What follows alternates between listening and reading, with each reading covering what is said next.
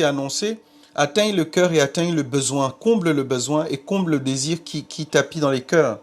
Je voudrais que cette parole soit assez pure, assez propre, assez fraîche pour nettoyer complètement tout raisonnement qui était contre ta parole, toute mauvaise compréhension, tout raisonnement erroné soit complètement libéré et nettoyé ce soir. Saint-Esprit, nous te rendons grâce et nous te bénissons ainsi, au nom de Jésus-Christ. Amen. Que Dieu vous bénisse tous. Nous allons continuer ce qu'on a commencé hier et je ne vais pas mettre long sur la présentation d'hier. Je voudrais qu'on soit bref également. Là, on a 20h47. Je voudrais vraiment qu'on soit bref et qu'on partage les Écritures de manière profonde. Je vais à un certain niveau ce soir aller un peu très profond dans les Écritures. On va parler de révélation ou autre chose, mais il y a certaines choses que je voudrais tirer. Je vais mettre en parallèle pour qu'on comprenne et pour que vous puissiez comprendre pourquoi, par exemple, même dans la vie de Jacob, il a dit certaines choses sur ses fils. C'est quand vous voyez ces choses se manifester plus tard dans leur vie ou dans l'avancement du projet ou du plan de Dieu, c'est là que vous vous rendez compte qu'en fait, ce qu'on avait dit sur telle ou telle personne, cela avait un objectif précis et cela s'est manifesté à un autre moment. Donc, je bénis le Seigneur pour cela et pour vous. Donc, restons connectés ensemble, scotchés, on va parler de cela. On parle des ouvriers de la 11e heure. Hier, nous étions en train de dire que les ouvriers de la 11e heure, quand on parle d'ouvriers, on parle de personnes qui travaillent dans la vigne, dans le ministère ou dans la moisson du Seigneur. On a dit qu'il ne s'agit pas des personnes qui travaillaient comme dans l'Ancien Testament. Pour servir Dieu dans l'Ancien Testament, il fallait obligatoirement que vous descendiez d'une certaine lignée familiale. Il fallait que vous descendiez de Aaron, par exemple. Il fallait obligatoirement qu'il y ait certains critères physiques, certains critères familiaux et certains critères que vous validiez ces choix-là, en fait. Et aujourd'hui, on le disait hier que dès le moment où Jésus, le voile a été déchiré dans le temple, les choses ne sont plus pareilles. C'est-à-dire, vous êtes noir, vous êtes blanc, vous êtes africain, vous êtes chinois, peu importe qui vous êtes, d'où vous venez, vous êtes une femme, vous êtes un homme, le sacerdoce vous est ouvert. Dieu vous aime, Dieu vous accepte, il veut que vous le serviez. Dieu te bénisse, sœur Viviane, que le Seigneur te bénisse richement. Et écoutez, transmets mes vœux de bonne fête de Père à ton époux ce soir. Écoutez, Dieu veut que toi, tu le serves. Peu importe d'où tu viens, peu importe qui tu es, Dieu veut que tu le serves. Et nous avons dit que les ouvriers de la 11e heure, il s'agit des ouvriers qui travaillent dans la grâce de Dieu. Ce sont les ministres de la grâce. Ce sont les ouvriers de la grâce. Nous étions en train de dire qu'ils ne comptent ni sur leurs compétences, ni sur leur lignée familiale, ni sur leur avoir, ni sur leur potentiel personnel. Ils comptent et s'appuient uniquement sur la grâce. C'est de la grâce qu'il s'agit. Et je rends grâce à Dieu pour cela. Je bénis le Seigneur. Si vous avez la possibilité de partager encore, partagez autour de vous. Nous allons débuter tout de suite. Et ce soir, nous allons parler du caractère et de la mission des ouvriers de la 11e heure. On va parler premièrement caractère et on va relever quelques points très importants à mon avis. Et selon les Écritures, on verra ce que ça veut dire pour nous, ce que ça peut dire, qu'est-ce que ça peut faire dans ta vie, ou comment est-ce que cela peut te permettre d'aller plus loin, d'avancer ou d'évoluer. C'est de ça qu'on va parler ce soir. Quand on parle de caractère, on parle de la manière d'agir, de la manière de se comporter, de la manière de faire d'une personne. C'est de ça qu'il s'agit. Le caractère, c'est l'ensemble des habitudes, l'ensemble des attitudes d'une personne, c'est sa manière d'être. C'est de ça qu'il est question. Comment est-ce qu'on doit se comporter? Comment est-ce qu'on doit vivre? Comment on doit marcher? Comment on doit parler en tant qu'ouvrier de la 11e heure? Comment on doit se comporter? Surtout, quel état d'esprit on doit avoir? Et je voulais dire que la première chose celle dont on doit comprendre, se trouve dans le livre de Éphésiens chapitre 5, le verset 16. Éphésiens 5, verset 16. C'est un passage sur lequel on va plus loin, un peu plus loin, on va entrer en profondeur, on va vraiment aller plus loin et on va méditer dessus, on va travailler dessus ce soir. Mais je voudrais qu'on le lise d'abord comme une entrée, Éphésiens chapitre 5, le verset 16. La Bible dit ceci, écoutons attentivement ce que les Écritures déclarent. Éphésiens 5, verset 16. Rachetez le temps. Rachetez le temps, car les jours sont mauvais. C'est ce que les Écritures disent. En fait, si vous voulez, les ouvriers de la 11e heure sont spécialistes pour acheter le temps. On va voir pourquoi tout à l'heure. Quand on parle d'ouvriers de la 11e heure qui rachètent le temps, c'est simplement pour la simple et bonne raison qu'ils ont la capacité de discerner les temps, de voir les temps, de comprendre les temps, de les connaître, de les analyser et de savoir dans quel moment on se trouve. Et les Écritures nous appellent premièrement à racheter le temps. Shalom également à toi, frère Christian, que Dieu te bénisse. Racheter le temps, c'est la première chose. Quand on parle de caractère, tout ouvrier de la 11e heure, ceux-là que Jésus est allé trouver vers la fin de la journée, quand personne ne les a recrutés, quand personne ne les a embauchés, tout ouvrier de la 11e heure, chacune de ces personnes-là, écoutez, la Bible dit ceci, que ces ouvriers, et je vous encourage, un premier point, c'est que dans leur caractère, ils démontrent une attitude uniquement, elle est complètement ressemblante à la vie et au caractère de Paul. L'apôtre Paul, bien sûr. Je voulais dire ceci. Quand on parle de Paul, c'est que les ouvriers de la 11e heure lui ressemblent, et en toute chose sont à l'image de Paul, vivent comme Paul, démontrent comme Paul, parlent comme Paul. Leur ministère est dirigé par le caractère qui vivait ou qui habitait en Paul. Il disait, soyez mes imitateurs comme je le suis de Christ. Ça veut dire que si aujourd'hui tu imites Paul, tu imites Christ. Et les ouvriers de la 11e heure doivent être passionnés comme Paul, doivent être radicaux comme Paul, doivent être engagés comme Paul. Parce que Paul, c'était un radical pour Jésus. Paul, c'était quelqu'un qui était passionné pour Jésus. Paul, c'est quelqu'un qui savait souffrir pour Jésus. Paul, c'est quelqu'un qui savait se contenter de ce qu'il avait pour Jésus. C'est pas quelqu'un où sa vie avait de l'importance dans ce qu'il fallait faire, dans ce qu'il fallait dire. Sa vie, sa personne n'avait pas de place, n'avait pas d'importance. Ce que Paul voulait, c'était uniquement ce que le Père voulait. Et les ouvriers de la 11e heure doivent être habitués à chercher dans la vie de Paul quel est le caractère, quel est le comportement qu'ils doivent avoir. Que Dieu te bénisse également. Ah mon frère le dimanche depuis le Tchad. Que le Seigneur te couvre de grâce et de faveur là-bas. Sois richement béni. Écoutez, la Bible dit ceci. Nous allons voir. Je voulais encore poser un parallèle pour qu'on comprenne. Quand vous avez tous les apôtres, on dit quel est le caractère de l'ouvrier de la 11e heure. Quand vous avez tous les apôtres, vous avez Pierre, vous avez Jean, vous avez toutes ces personnes, vous vous rendez compte que Paul est celui, si on peut caler le choix, l'appel des apôtres, est celui qui a été appelé à la 11e heure. Oui, Paul a été appelé à la 11e heure. Paul a été appelé vers la fin. C'est-à-dire que Paul a été appelé après les autres. Paul a été levé après les autres. C'est-à-dire que Paul est un ouvrier de la 11e heure. Est-ce que je vais dire que Pierre n'en est pas un? Si, Pierre est un ouvrier de la 11e heure, mais Paul encore beaucoup plus. Parce que Paul est arrivé quand tous les autres avaient déjà été appelés. Quand on avait déjà employé tous les autres. Quand on avait déjà arrivé. Lorsque Paul, par exemple, est appelé. Lorsque Paul est appelé. Il est appelé après les autres. La Bible dit que Paul a été appelé sur le chemin de Damas.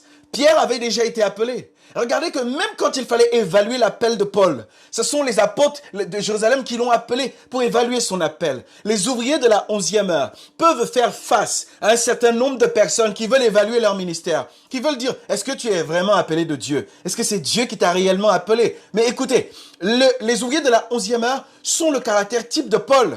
Si vous voulez vivre comme un certain Pierre, qui peut se prévaloir que Dieu l'a appelé avant l'autre, qui peut se prévaloir d'un certain privilège, j'aime l'apôtre Pierre. Mais quand il faut comparer parlant d'ouvrier de la 11e heure, écoutez-moi attentivement.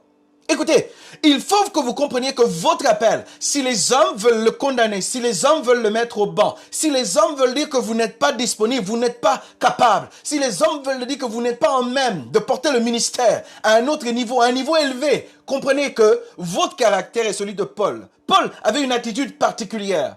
Écoutez ceci, la Bible dit une chose, Paul ne craint pas l'adversité. Paul n'a pas peur de l'adversité. Il est allé même jusqu'à Rome, jusqu'à présenter l'évangile à Rome. Paul, c'est celui-là qui caractérise le mieux un ouvrier de la 11e heure. Et je voudrais vous encourager, et je voudrais vous pousser à le saisir ce soir. Tout ouvrier de la 11e heure, premièrement, est à l'image de Paul. Doit être à l'image de Paul. Doit rechercher cette image-là. Parce que, on va le voir ce soir. Paul a été appelé après les autres. Il peut être considéré comme un ouvrier de la 11e heure par rapport à Pierre, par rapport à Jean, par rapport à Jacques, par rapport à Luc, par rapport à Matthieu, par rapport à Marc, par rapport à tous ces autres. Paul est peut être considéré comme un ouvrier de la 11e heure. L'ouvrier de la 11e heure, c'est celui qui est appelé au travail quand les autres ont déjà été appelés. Quand est-ce que tu es venu dans le ministère? Quand est-ce que tu as commencé dans le ministère? Tu es un ouvrier de la 11e heure pour une saison précise. Actuellement, tu es rentré dans la vie du Seigneur quand d'autres ont déjà commencé le travail avant toi. Il faut que tu comprennes que tu as un caractère à adopter. Si tu n'as pas le caractère nécessaire pour la 11e heure, le fruit, la production, le résultat de la 11e heure ne sera pas tien. Il faut un caractère, il faut une nature. À un temps comme celui-ci, pour les fils, pour les ouvriers de la 11e heure, de démontrer leur nature afin qu'ils reçoivent le résultat attendu. Afin qu'ils reçoivent la récompense attendue. J'aime ce message particulièrement. C'est-à-dire, les choses qui vont être dites dans les 5, 10, 15 minutes qui viennent, ça me réjouit le cœur. C'est merveilleux comment les Écritures sont parfaitement agencées pour qu'on les comprenne et qu'on les vive.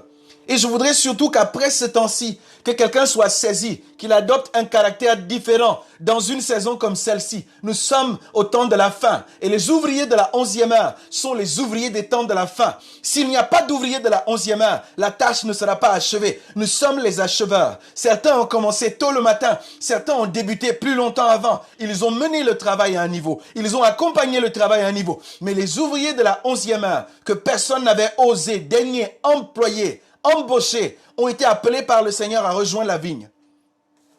Tu es un ouvrier de la 11e heure. Dieu t'appelle à rejoindre la vigne.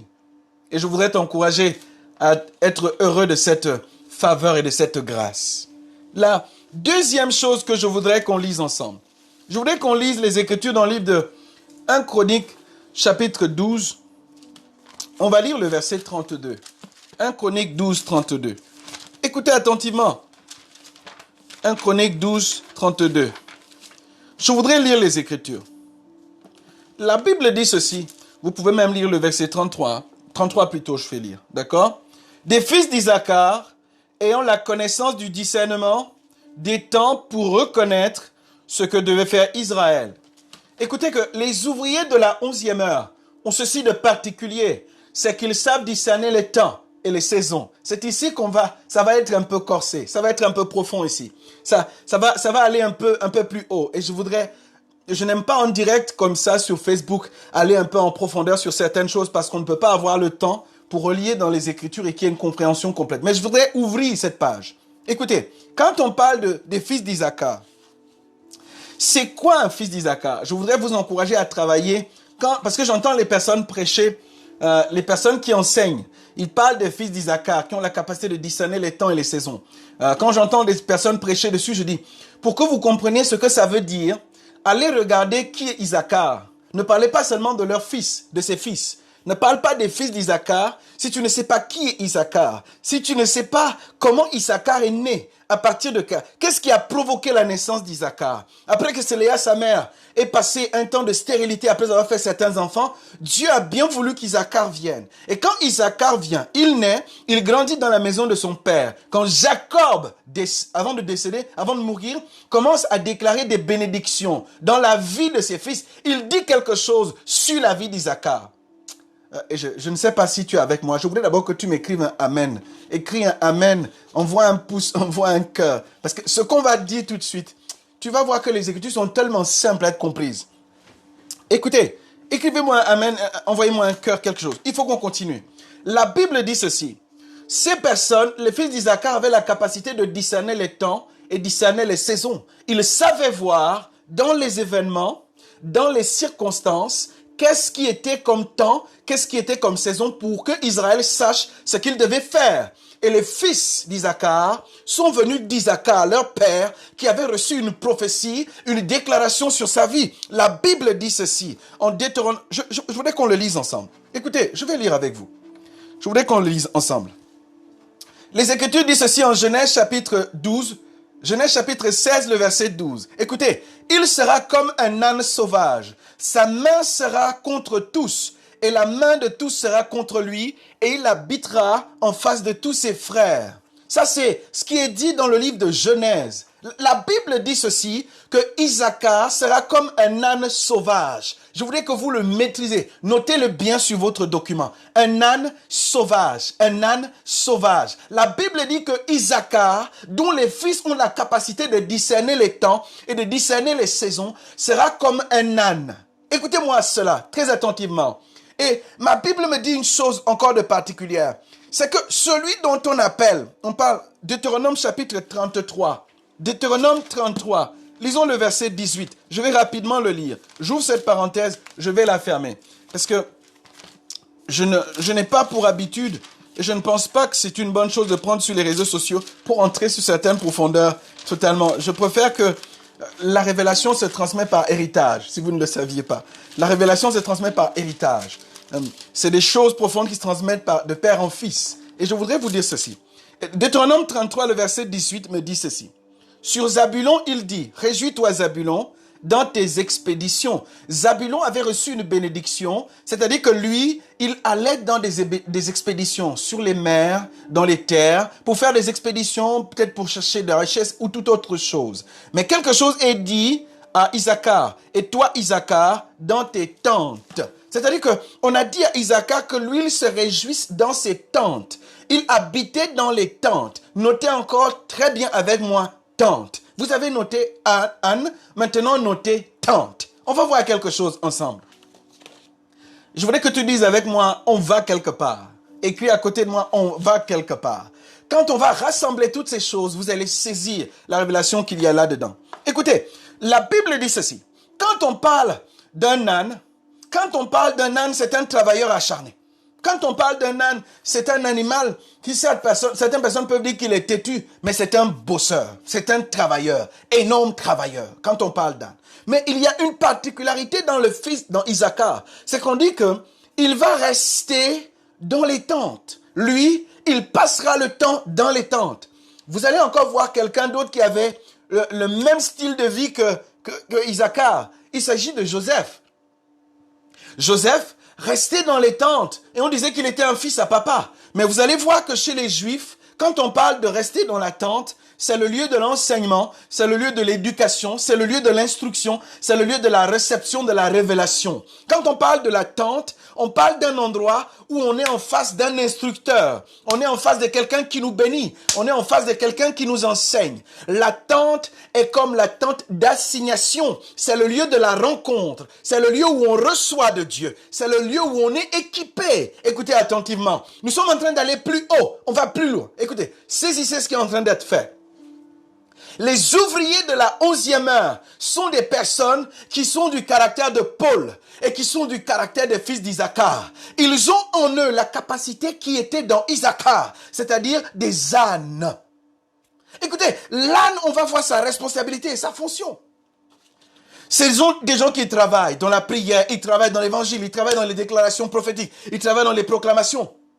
La Bible me dit, comme on a lu tout à l'heure en Éphésiens chapitre 5 verset 16, les fils d'Issachar sont des gens qui discernent les temps, c'est-à-dire ils s'accaparent des temps. Je voudrais que changer l'expression temps par opportunité. Parce que temps qui est utilisé dans Éphésiens 5, 16, il ne s'agit pas de chronos, il s'agit de kairos, c'est-à-dire des opportunités, des événements, des circonstances. Et on dit que nous devons racheter pas le chronos, pas l'heure, mais nous devons racheter les opportunités. Nous devons saisir les opportunités. Nous devons nous accaparer des opportunités. Est-ce qu'on est ensemble? Si on est ensemble, envoie-moi un pouce, envoie-moi un like. On est en train d'aller quelque part.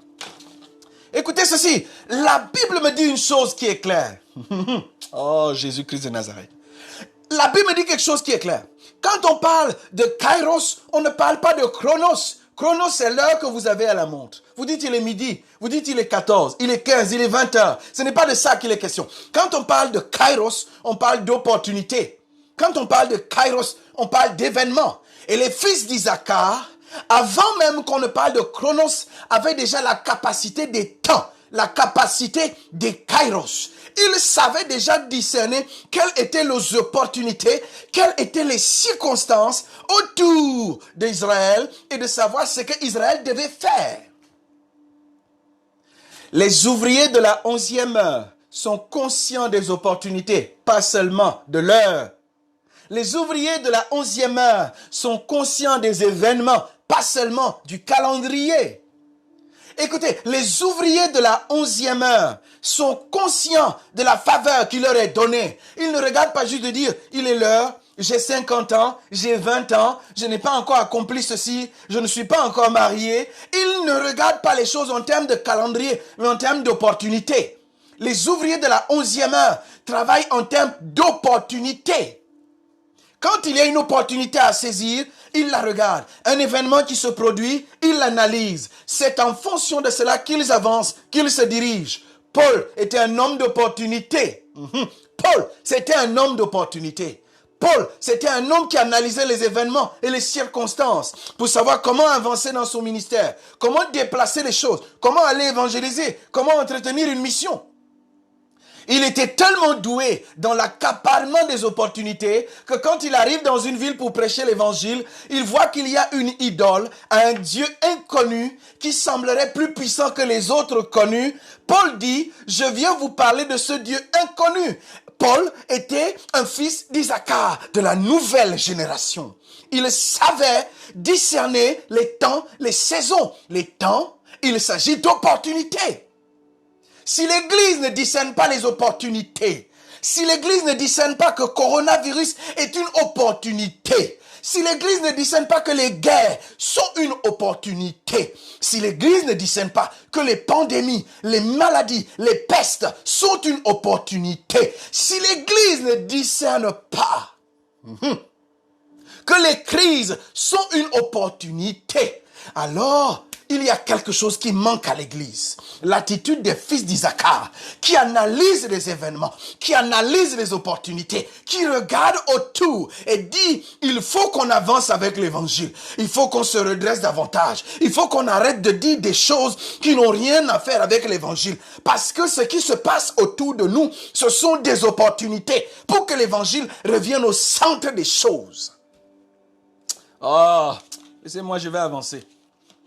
Les fils d'Isaacar ont regardé autour et ils ont dit au roi David, oui, le temps est venu d'établir David comme roi. Parce qu'ils ont regardé en termes d'ennemis autour. Ils ont regardé les événements et les guerres autour. Ils ont regardé les famines et les pestes autour. Ils ont regardé l'économie autour. Ils ont regardé comment la société évoluait autour d'eux. Et ils ont dit, le moment est opportun. Le moment est utile. C'est maintenant qu'il faut établir David comme roi.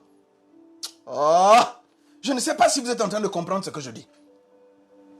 Les ouvriers de la 11e heure ont un caractère. Et leur caractère est à l'image de Paul. Regardez comment Paul vivait. Il était. Regardez comment Paul parlait. Il dit, quand j'étais enfant, et maintenant je suis devenu grand, j'ai enlevé ce qui est de l'enfant. Les ouvriers de la 11e heure retirent de leur cœur, retirent de leur vie, sans que personne ne leur guide avec un bâton derrière, de faire ceci ou de faire cela. Ils eux-mêmes décident de faire ce qui est nécessaire à leur croissance et à la production nécessaire.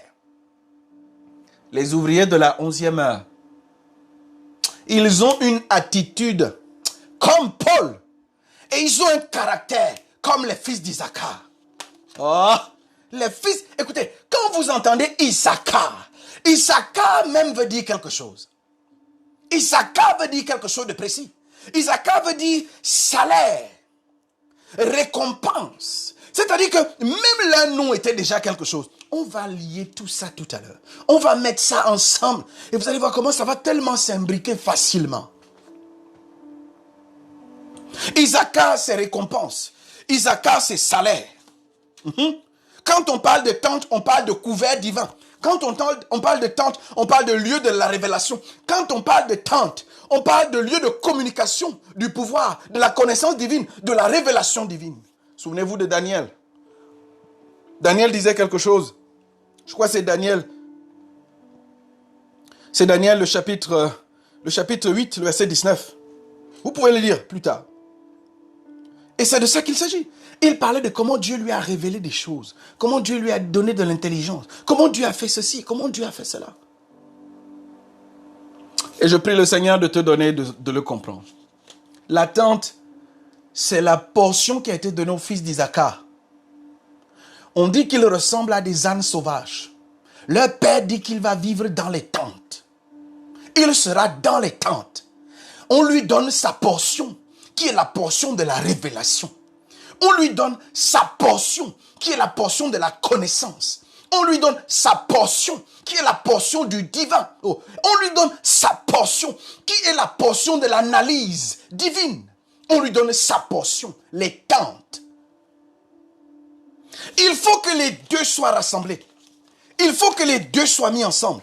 Si les tentes et l'âne ne sont pas mis ensemble, il y a quelque chose qui ne sera pas fait. David ne pouvait pas être roi si ces personnes n'étaient pas dans les tentes. Elles étaient dans les tentes parce que la révélation est donnée dans les tentes. Elles étaient dans les tentes parce que c'était le lieu à l'époque où Dieu résidait. Elles étaient dans les tentes. Ces populations, ce peuple, cette famille était dans les tentes parce que c'est le lieu où Dieu communiquait le savoir, la connaissance, l'attente d'assignation, l'attente de révélation, l'attente de rencontre. Dans les tentes, les fils d'Isaacar sont dans les tentes et ils sont comme des ânes. Oh, je voudrais vous dire ceci.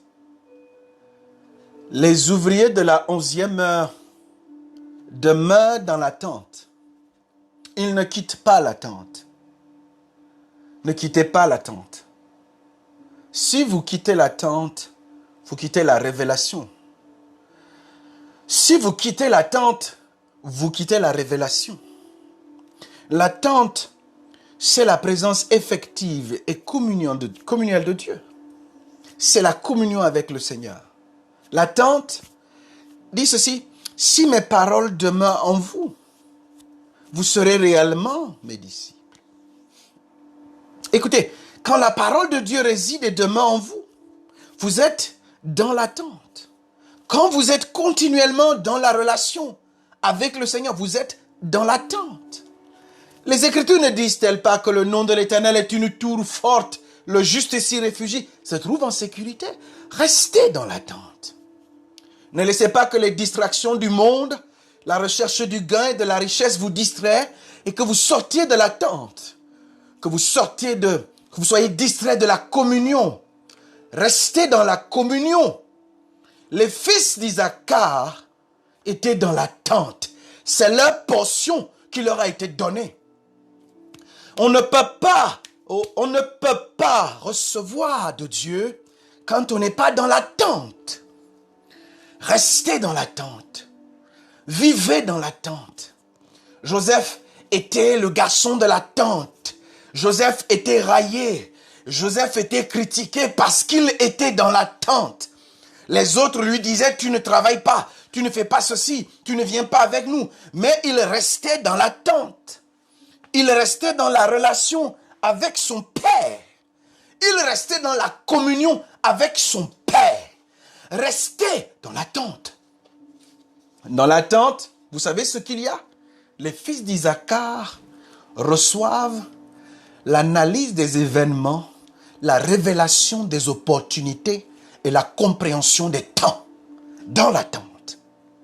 Quand vous êtes dans la distraction du monde et que vous sortiez de l'attente, quand vous êtes dans les guerres intestines de l'Église, les luttes perfides, les luttes sales, les luttes basses, vous sortez de l'attente. Quand il y a de la jalousie dans votre cœur, vous sortez de l'attente. Quand il y a dans votre cœur de la cupidité, vous sortiez de l'attente. Quand il y a de l'égoïsme dans votre cœur, vous sortiez de l'attente. Restez dans l'attente. Restez dans l'attente. Restez dans l'attente. Dans l'attente, c'est le lieu où Dieu vous révèle son projet pour demain. Dans l'attente, c'est le lieu où Dieu vous donne sa pensée pour demain. Dans l'attente, c'est le lieu où Dieu vous dit qu'est-ce que vous devez comprendre de cet événement de coronavirus. Ce que vous devez comprendre des guerres, des famines, des peuples sur la terre. Restez dans l'attente. Paul, pour rester dans l'attente, faisait quelque chose, c'est qu'il traitait son corps dur. Il traitait sa chair dure pour rester dans l'attente. Paul, pour rester dans l'attente, était quelqu'un qui ne se compromettait pas. Il restait droit dans ses bottes et il prêchait l'évangile qu'il a reçu pour rester dans l'attente. Restez dans l'attente. Dans l'attente, c'est le lieu de la communion. C'est le lieu où le divin peut vous révéler ce qu'il y a dans son cœur. Dans l'attente, Dieu vous dira son projet pour les saisons actuelles et les saisons à venir. Restez dans l'attente. Restez dans l'attente. Et Dieu, assurément, il se révélera à vous. On n'enseigne pas Dieu à un homme. Il se révèle aux hommes. Restez dans la communion avec lui. Entretenez cette communion parfaitement. Faites-la croître, faites-la grandir. Par une prière personnelle, une adoration personnelle, par une méditation personnelle. On continue. Ce n'est pas encore fini. Dis à ton voisin, ce n'est pas encore fini. Écris avec moi, dis là, ce n'est pas encore fini. On continue. L'attente, c'est la présence de Dieu. L'attente, c'est la parole de Dieu. C'est le lieu de la révélation. Isaacar demeure dans ses tentes, dans le lieu de la révélation. L'âne est un travailleur acharné. L'âne est un travailleur acharné. Oh, écoutez là où l'âne va intervenir plus loin. Lisons Matthieu. Matthieu chapitre 21, le verset 5. Matthieu 21, verset 5. Lisez avec moi. J'aime les Écritures, j'aime la parole de Dieu. J'aime la parole. C'est-à-dire, quand tu lis quelque chose en Deutéronome, tu penses que tu as compris. Mais quand tu vas lire ça en Matthieu, c'est là que tu comprendras. Et tu comprendras mieux encore quand tu vas lire ça dans les actes et dans les épîtres. Ne lisez rien dans Deutéronome et restez tranquille et dites que vous avez compris. Ce que nous étions en train de lire, les tentes, ce que nous étions en train de lire l'âne, c'est maintenant qu'on va le comprendre. Matthieu 21, le verset 5. Je vais lire. Oh Jésus, merci. Parce que ta parole s'explique elle-même, se révèle elle-même, se fait comprendre elle-même. Matthieu 21, le verset 5. La Bible dit, dites à la fille de Sion, voici que ton roi vient à toi, plein de douceur et monté sur une ânesse, sur un ânon, le petit d'une bête de somme. On a dit que Isaacar est comme un âne sauvage. On a dit à Isaacar de rester dans la tente. Écoutez, quand on parle de l'âne, voici ce à quoi sert l'âne. Jésus ne pouvait pas prendre un cheval. Je dis, Jésus ne pouvait pas prendre un bœuf. Il ne pouvait pas entrer à Jérusalem avec un bœuf, avec un âne, avec un cheval. Écoutez ceci, la Bible dit que Jésus est rentré dans Jérusalem, monté sur une ânesse, sur un ânon, le petit d'une bête de somme. Je ne sais pas si vous me comprenez. Si vous ouvriez de la 11e heure, vous comprenez que vous devez discerner les temps et les saisons.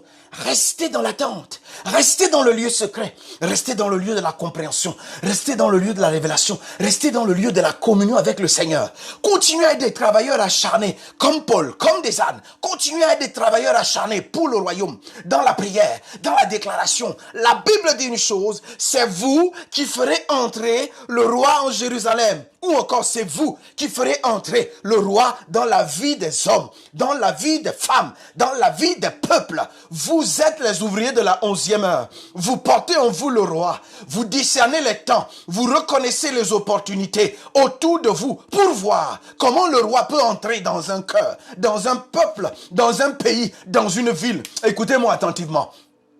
David ne pouvait être établi comme roi si son peuple, qui discernait les temps et qui étaient des ânes sauvages, n'avait pas dit c'est le moment. Il fallait que ces hommes-là disent à David, c'est le temps d'entrer. C'est le temps d'être établi comme roi. Et notre responsabilité, ouvrier de la 11e heure, c'est établir Jésus-Christ roi des cœurs. Jésus-Christ roi de la France, Jésus-Christ roi en Afrique, Jésus-Christ roi dans le monde. C'est notre responsabilité et il doit se déposer sur nos épaules. Nous sommes des ânes et nous habitons dans les tentes. Nous sommes des ânons et nous vivons dans les tentes. C'est notre responsabilité de porter le roi des rois et de l'emmener vers les peuples et qu'il soit établi comme roi et seigneur. Ouvrier de la 11e heure. On ne vous a pas choisi en vain. Dieu ne vous a pas appelé en vain. Dieu vous a appelé parce qu'en un temps comme celui-ci, vous portez le roi des rois sur vos épaules. Vous portez le roi des rois sur vos épaules. Il voudrait que vous habitiez dans les tentes et dans sa parole, afin que vous soyez capables de porter le roi dans les cœurs, de porter le roi dans les peuples, de porter le roi dans l'église et de redonner à Jésus sa place dans l'église. Que Dieu vous bénisse tous. Et je prie que cet esprit qui habitait dans les fils d'Isaac vous habite. Cet esprit qui animait Paul vous habite. Cette pensée qui animait Paul vous habite. Au nom de Jésus-Christ de Nazareth. Ne regardez plus à ce que vous pouvez. Ne regardez plus à ce que vous avez. Ne regardez plus à qui vous êtes. Vous êtes des fils d'Isaac. Vous êtes des ouvriers de la 11e heure. L'attitude de Paul vis-à-vis de l'adversité, vis-à-vis de la chair, doit être votre attitude maintenant. Il ne craignait ni la peur, ni la peur. Il n'avait ni la peur. Il ne craignait ni la persécution. Chaque fois qu'il se levait, Paul comprenait une chose. Paul comprenait une chose. Ce n'est plus lui qui vit, mais c'est Christ qui vit en nous. Christ qui vit en lui. Ouvrier de la 11e heure. Ce n'est plus vous qui vivez, c'est Christ qui vit en vous. Il ne s'agit pas de vous. Il ne s'agit pas de votre souffrance. Il ne s'agit pas de votre peine. Il s'agit de celle du Fils de Dieu. Quelle peine plus difficile que mourir à la croix étant innocent et mourir comme coupable pour des coupables. Quelle peine plus difficile d'être atrocement traité comme coupable alors qu'on est saint et fils de Dieu.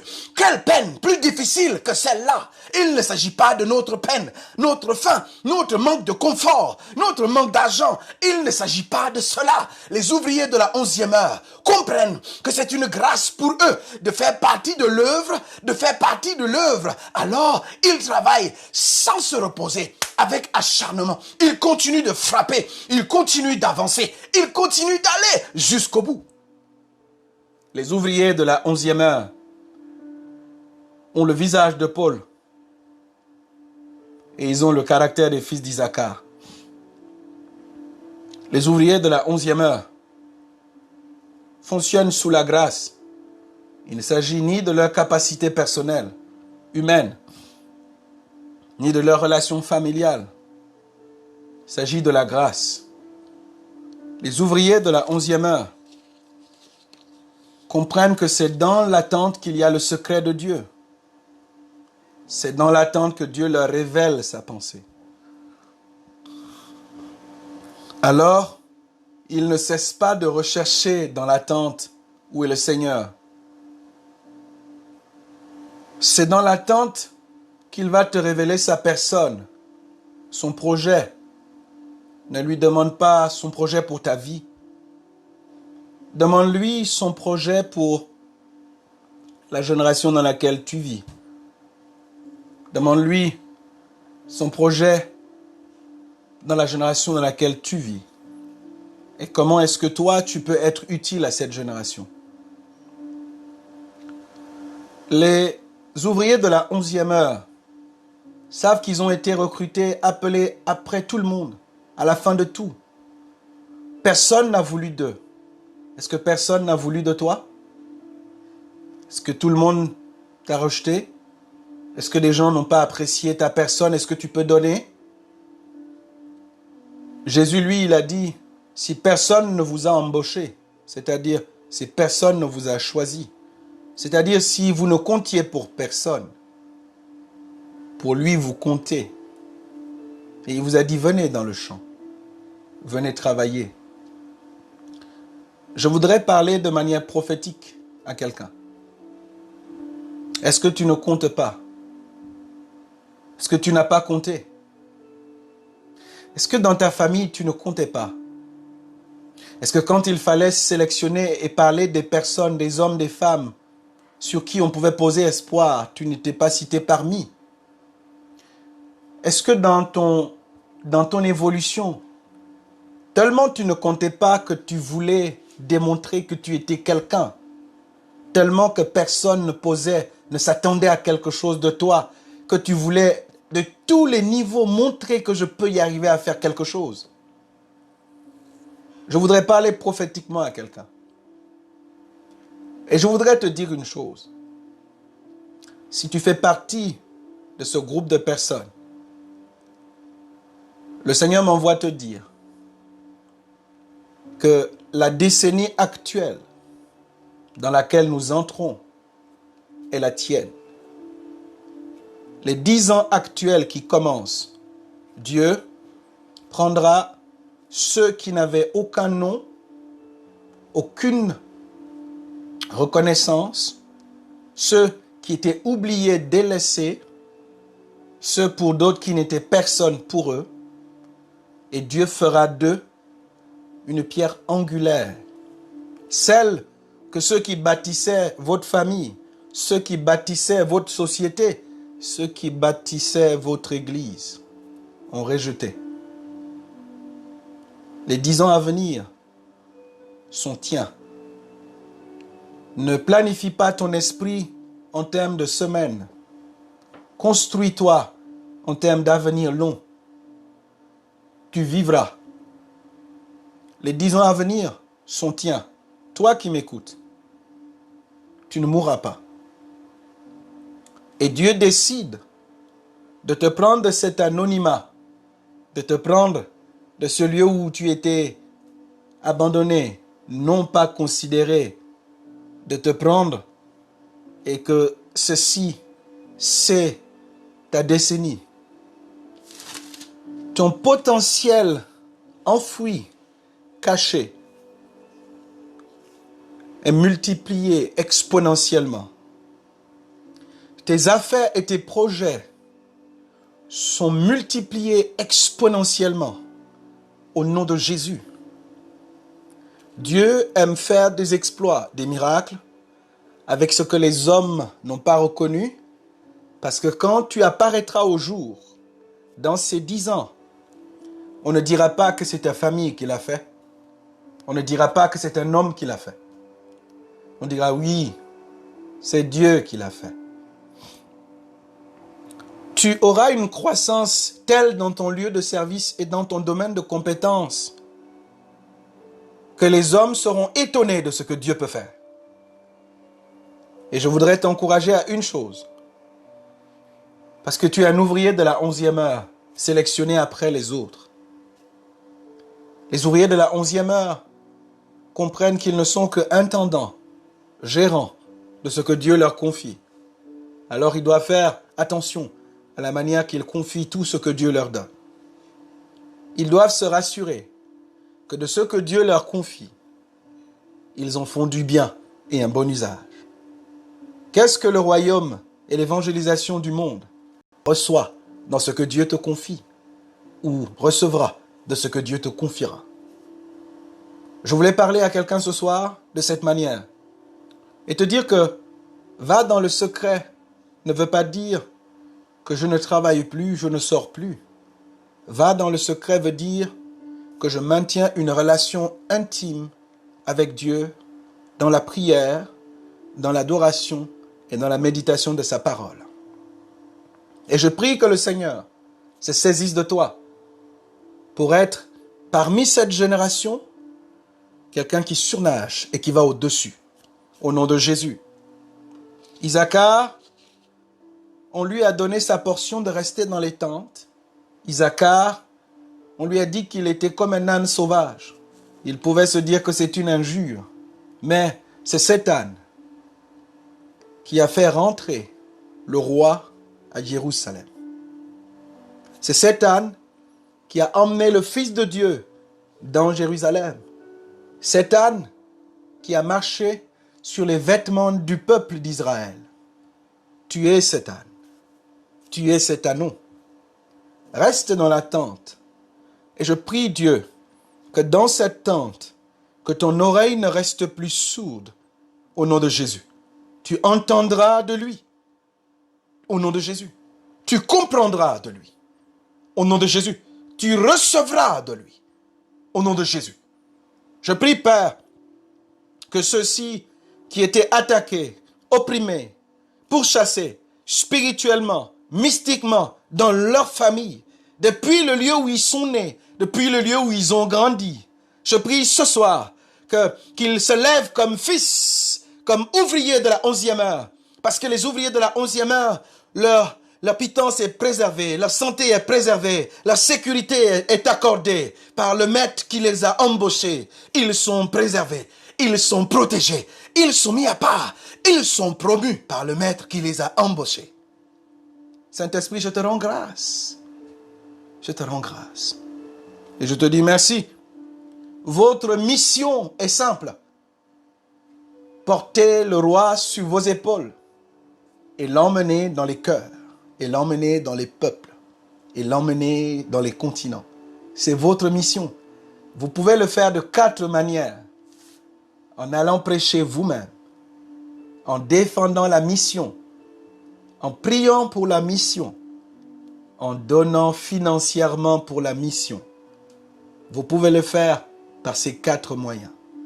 En allant vous-même sur le terrain, en défendant la mission, en priant pour la mission et en donnant financièrement ou matériellement pour la mission. C'est le cœur de Dieu et c'est la mission des ouvriers de la 11e heure. Que Dieu vous bénisse tous. Soyez richement bénis et particulièrement favorisés. La semaine prochaine, nous allons parler de faveur exceptionnelle. Parce que dans l'objectif pour la terre, dans l'invasion pour les nations avec la parole, il faut une faveur divine pour qu'on accomplisse l'œuvre. Nous allons parler de faveur exceptionnelle. Dites-le à vos amis, dites-le à vos voisins, dites-le à quelqu'un. Samedi prochain et dimanche prochain, nous parlerons de faveur exceptionnelle. Que le Seigneur vous bénisse richement. Passez une merveilleuse nuit, ouvriers de la 11e heure. Vous êtes important pour le royaume veillera sur vous. Vous êtes un employé de qualité. Le royaume veillera sur vous. Il vous donnera tout ce qui est nécessaire pour que ce qu'il vous envoie faire s'accomplisse dans l'excellence. Au nom de Jésus-Christ. Amen. Soyez bénis. Bonne soirée à tous et à toutes.